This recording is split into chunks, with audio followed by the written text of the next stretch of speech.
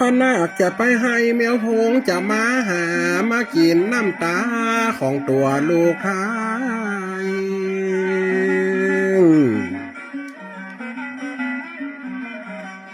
เดี๋ยวตกโตจะมาโจกกินใส่เดี๋ยวแมงใบจะมาหนีบหูกำเดี๋ยวหนูจะมาคบมากาบเดี๋ยวตาขาบมากัดเป็นหูขี้ให้เปิ้นว่าบ่น่าดูกำเดี๋ยวงูจะมาปันมาก่อน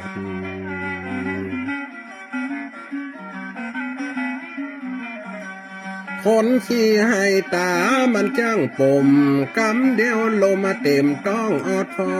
ดเดี๋ยวนกแซวจะบินมาสอดหันหน้าขี้ให้เกาะต้นไม้เอินว่าแต่นาดักเหี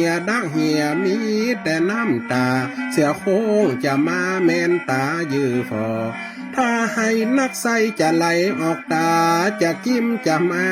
ไข้หัวเยาะเย้ย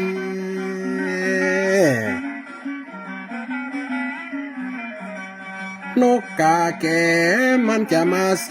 ยเกาะหลังคาเหียนเสียงมันน่าจะห้องปลาเพื่อนมาฟอลิงวอกอีจอมาเตะตีนเตะมือ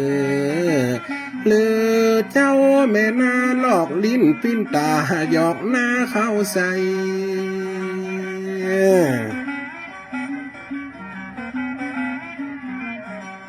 ดักเจ้าดักให้นักให้หนามาน้อยจะมาเลียตูดคนให้เพื่อฟังกรรมจ้างซอว่าไว้ผีบาหันใส่มันจะลูกกอดแต่นาหันคนให้เป็นน้ำหูน้ำตามันจะเข้ามาไปว่าบ่